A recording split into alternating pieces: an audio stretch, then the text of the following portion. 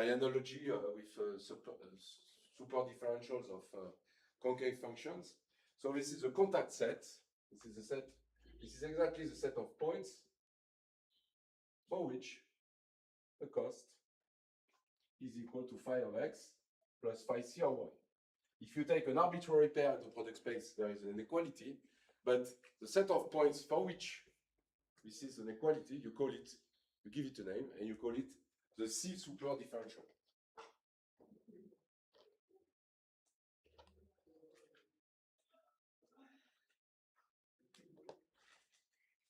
Okay? You can also localize. I fix an x and say that dc phi of x is the set of y's. The set of y's for which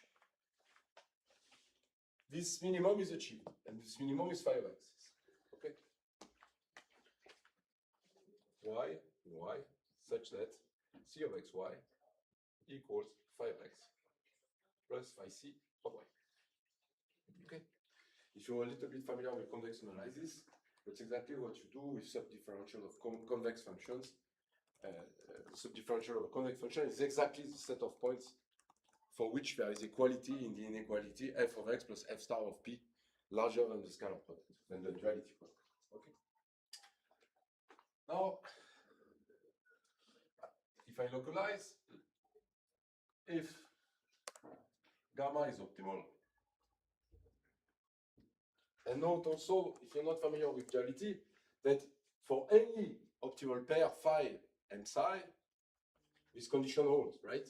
If Alexa chooses an optimal pair phi1, psi1, the support of an optimal plan is supported in the set corresponding to phi1 and psi1. But if I choose another one, it will be the same, right? Any optimal for the dual characterizes the support of any optimal transport plan. Then you can disintegrate it. That's something I introduced, right?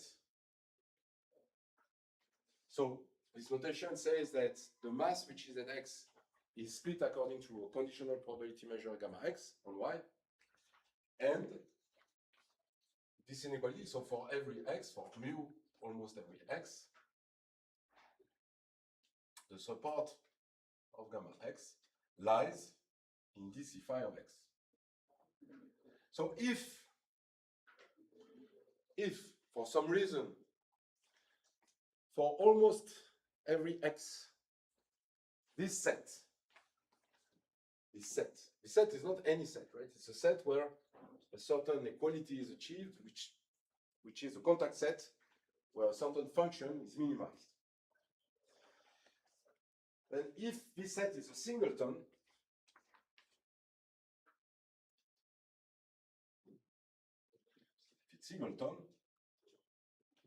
then there is not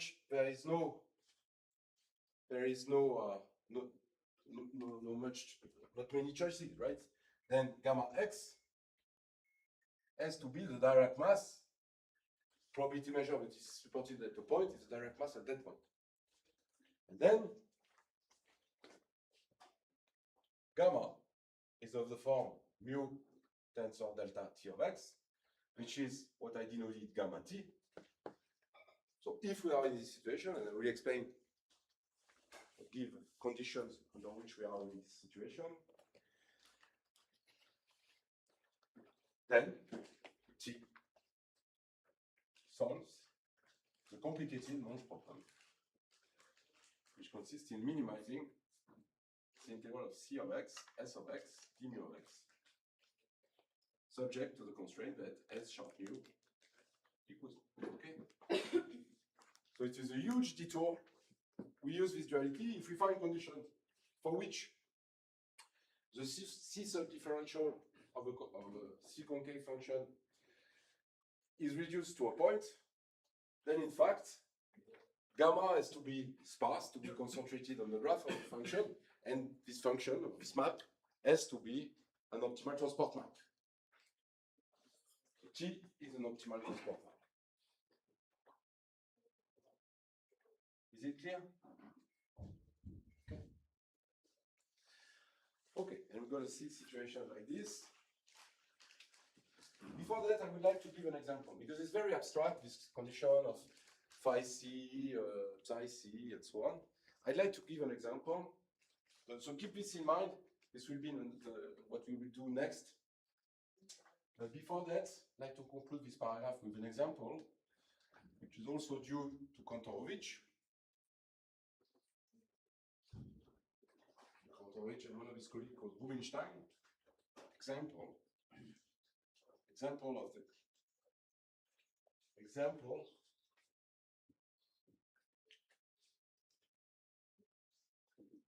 the Kantorovich-Rubinstein duality.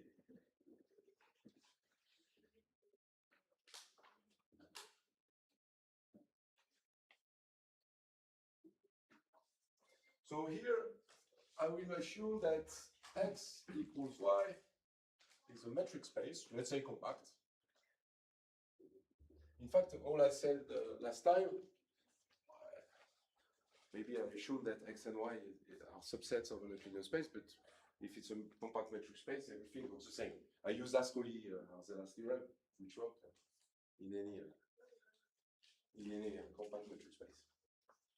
Compact metric, and you take the cost, which is the distance. Now you have mu and nu probability measure. So the space is the same, the source space and the target space is the same. So it's tempting to compare probability measures on the same space. So now I can introduce the following quantity, which is the value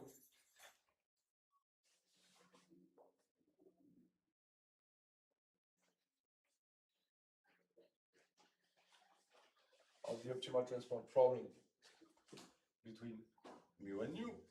Well, the cost is the distance, right? Makes a lot of sense.